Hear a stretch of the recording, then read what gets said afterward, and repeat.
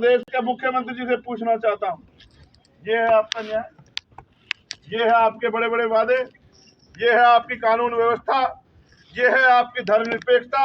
लोगों, ये अलीगढ़ है, इसकी बड़ी पहचान है। यहाँ से बहुत सारे बुद्धिजीवी पढ़े लिखे लोग यूनिवर्सिटियों से निकल के देश दुनिया में सेवा कर रहे थे। अगर मैं भी नहीं बोला तो आप मान लेना कि सबका जमीर मर गया।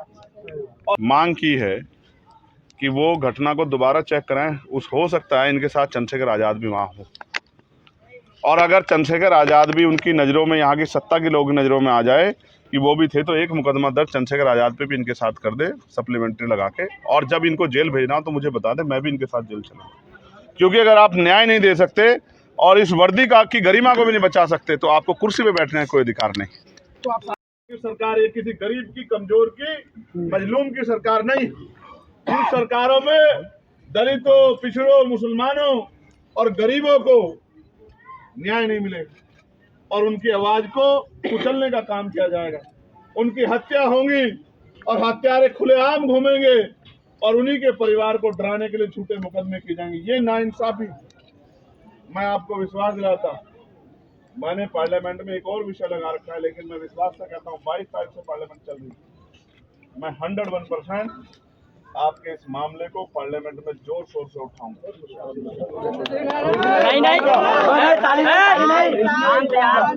नहीं उठाया तो आप ये मान लेना कि देश में आपकी आवाज उठाने वाला कोई बचा नहीं।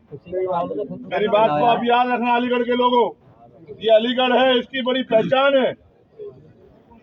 यहाँ से बहुत सारे बुद्धिजीवी पढ़े लिखे लोग यूनिवर्सिटियों से निकल के देश दुनिया में सेवा कर रहे थे।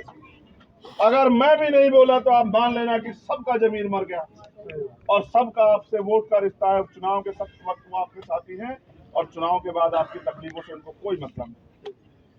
और अगर मैं अपने उन साथियों को भी कहूंगा जो विपक्ष के साथी हैं, 125 एमएलए हैं आपके पास और 43 सांसद इन लोगों ने जिता के दिए हैं आपको। एक आंख बंद करके आप पे भरोसा करके वोट दिया, आपकी जिम्मेदारी बैठती है, कि आप इनकी आवाज को सुनो।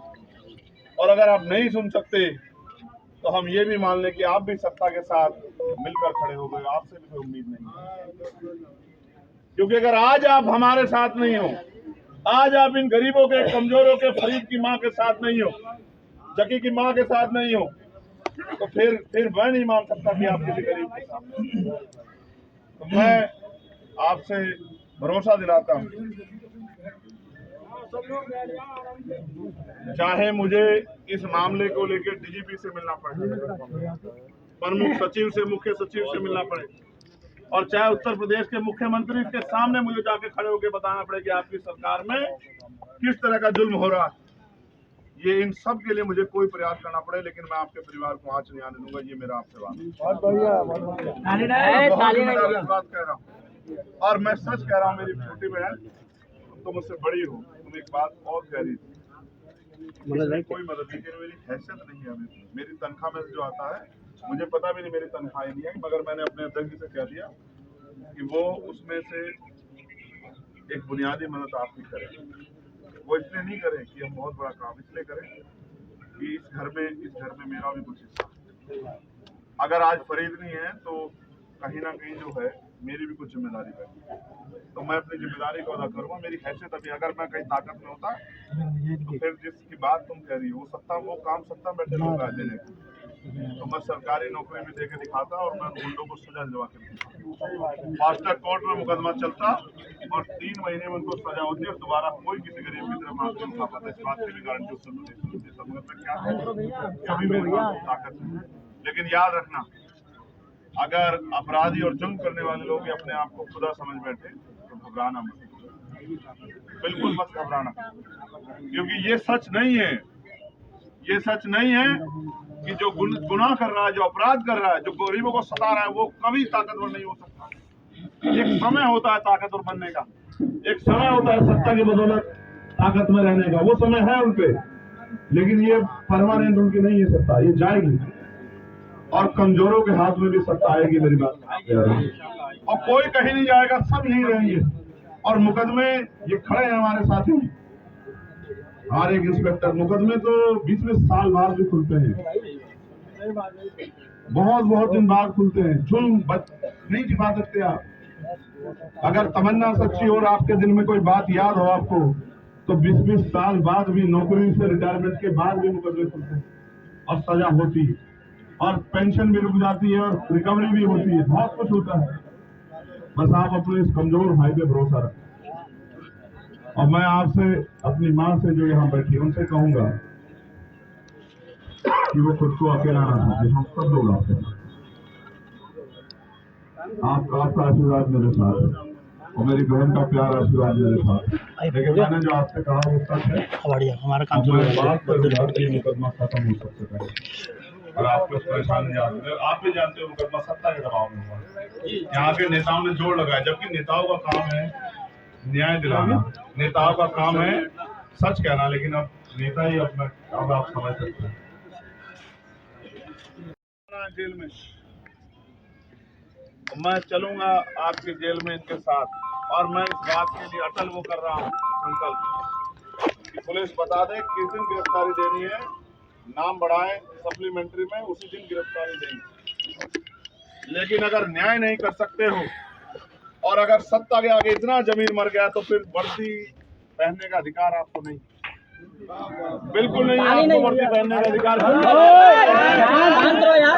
ये वर्दी वो वर्दी है जिस पर अशोक चिन्ह है, जिस वर्दी को देखकर हर कमजोर, पीड़ित, शोषित, मजलूम, गरीब ये महसूस करता है कि इस वर्दी से मुझे न्याय मिलेगा, ये वर्दी मेरी रक्षा करेगी। और अगर वर्दी में बैठे लोग गरीबों की रक्षा नहीं कर सकते हैं, वर्दी पहनने वाले लोग अगर न्याय नहीं कर सकते हैं, और वर्दी पहने हुए लोग, अभी कर रहा हूँ मीटिंग में हूँ यार, मीटिंग में हूँ, मीटिंग में भी कर रहा हूँ उन्हें, उनको वर्दी को पहनने का कोई अधिकार नहीं, क्योंकि ये वर्दी तो हमारा, दे जो देना चाह, 50 ये वर्दी तो हमारा सम्मान है। दे इन वर्दी वालों की वजह से हम अपने घर में चैन से पढ़ के सोते हैं, लेकिन आज इस वर्दी को अगर मजबूर कर दिया गया है तो मैं मानता हूँ कि फिर न्याय नहीं होगा। अगर अपराध क्या है, इन सब लोगों ने तो इनको फांसी चढ़ा दो, लेकिन जो लोग घटनास्थल पे नहीं थे, जो लोग उस क्षेत्र में भी नहीं थे, जो अपने काम पे अपने घरों में थे, अगर उनको डराने के लिए या अपने जिन लोगों से आप घबरा गए उनकी इच्छा पूरी करने के लिए आप ये 11 दिन बाद एफआईआर करके डराने काम कर रहे हो, तो इससे हम डरने वाले नहीं, बिल्कुल डरने वाले नहीं। मैं उत्तर प्रदेश के मुख्यमंत्री जी से पूछना चाहता हूँ, ये है आपका न्याय, ये है आपके बड़े बड़े वादे, ये है आपकी कानून व्यवस्था, ये है आपकी धर्मनिरपेक्षता, ये है जिसकी आप जो है दावे और वादे करते हो कि हमारे यहाँ न्याय होता है। अगर न्याय करने की हिम्मत है मुख्यमंत्री जी, तो उन बाकी 6 लोगों को गिरफ्तार करो और आओ, इन गरीबों के घर आओ, इनके घर आके इनकी तकलीफों को देखो। अगर आप ये नहीं मानते कि आप गैर बराबरी करते हो, आप आदमी आदमी में फर्क महसूस करते हो, और अगर आप किसी मजहब को अलग नहीं मानते, तो आओ इनके घर की पीड़ा को सुनो, जिन्होंने अपना बच्चा खोया, जिन्होंने अपने परिवार का कमाने वाला जो जिम्मेदार था उसको खो दिया, तो आओ इनके घर आओ, इनके घर आके इनकी तकलीफों को सुनो। और नहीं सुन सकते और नहीं आ सकते तो आपको कोई अधिकार नहीं कहने का कि आपकी साथ सरकार सबका साथ सबका विकास वाली सरकार। फिर तो मैं मान लूं कि ये भैया अलीगढ़ आए थे, आज लखनऊ भी मिलने जाएंगे और घर के परिवार से मुलाकात हुई है किस तरह? पहले यार मीडिया के साथियों आप खड़े हो जाओ, आप देखो आम लोगों को क्या कहें, आप ही लोग व्यवस्थित नहीं कर पा रहे। ठीक है भैया, हो गया भैया, अलीगढ़ आए हैं, परिवार से मिलेंगे, क्या रहा है? देखिए, अभी तक मैं जो बात कहता था और कई बार मैंने उसको साबित भी किया है कि उत्तर प्रदेश में कानून व्यवस्था सत्ता की चौखटों पे दम तोड़ चुकी है। आपने और मैंने देखा कि एक मॉब लिंचिंग यहाँ हुई और उसका वीडियो है कि किस तरह से 12-15 लोग एक आदमी को सरियों से, लोहे की रोड़ों से, डंडों से पीट रहे और इतना पीटा कि उसकी जान चली जाती है। आज जब मैं उनके परिवार से मिला तो मुझे जानने का मौका मिला कि उसकी 22 उसको जो 22 फ्रैक्चर थे, 22 जगह से उसकी हड्डियाँ टूटी गई थी। आप समझो कि उस पर कितने हमले हुए होंगे। और फिर उसको न्याय देने की बजाय जो लोग नामजद हुए उनको गिरफ्तार करने की बजाय अभी 6 से ज़्यादा लोग जो हैं जो खुले घूम रहे हैं, अपनी दुकानों पे काम कर रहे हैं, लेकिन पुलिस ने उनको गिरफ्तार नहीं किया। जो कि पुलिस ने, आप समझिए, सरकार में अगर किसी मुसलमान के साथ मॉब लिंचिंग हो या दलित के साथ या पिछड़े वर्ग के साथ, आदिवासी वर्ग के साथ मॉब लिंचिंग हो और पुलिस तत्काल कार्रवाई करे, तो कार्रवाई आप समझिए इतनी जेन्युइन होगी कि सब कुछ जांच परख कर किया जाएगा, किसी का भी नाम फालतू ना हो जाए। तो उन लोगों को वीडियो एविडेंस के आधार पर चिन्हित किया गया और उनमें से 6 लोग बाहर आराम से घूम रहे हैं। उल्टा 11 दिन बाद इन्हीं के परिवार पे के 7 लोगों पे मुकदमा दर्ज कर दिया गया कि भाई ये लोग उसके साथ शामिल थे। जबकि सच ये है कि ये लोग अपने अपने कामों पे अपने अपने घर थे, ये वहाँ थे भी नहीं। तो मैंने यहाँ के कप्तान साहब से ये मांग की है कि वो घटना को दोबारा चेक कराएं। हो सकता है इनके साथ चंद्रशेखर आज़ाद भी वहाँ हो, और अगर चंद्रशेखर आज़ाद भी उनकी नज़रों में, यहाँ की सत्ता के लोगों की नज़रों में आ जाए कि वो भी थे, तो एक मुकदमा दर्ज चंद्रशेखर आज़ाद पे भी इनके साथ कर दे, सप्लीमेंट्री लगा के। और जब इनको जेल भेजना हो तो मुझे बता दे, मैं भी इनके साथ जेल चलूँगा। क्योंकि अगर आप न्याय नहीं दे सकते और इस वर्दी का की गरिमा को भी नहीं बचा सकते, तो आपको कुर्सी पे बैठने का कोई अधिकार नहीं। तो आप सांसद होने के नाते मतलब ये कहना चाहते हैं कि ये जो घटना हुई थी वो गलत तरीके से दर्शाई गई है? घटना तो पुलिस ने सही तरीके दर्शाई। क्या आपने एफआईआर नहीं पढ़ी कि मॉब लिंचिंग हुई है?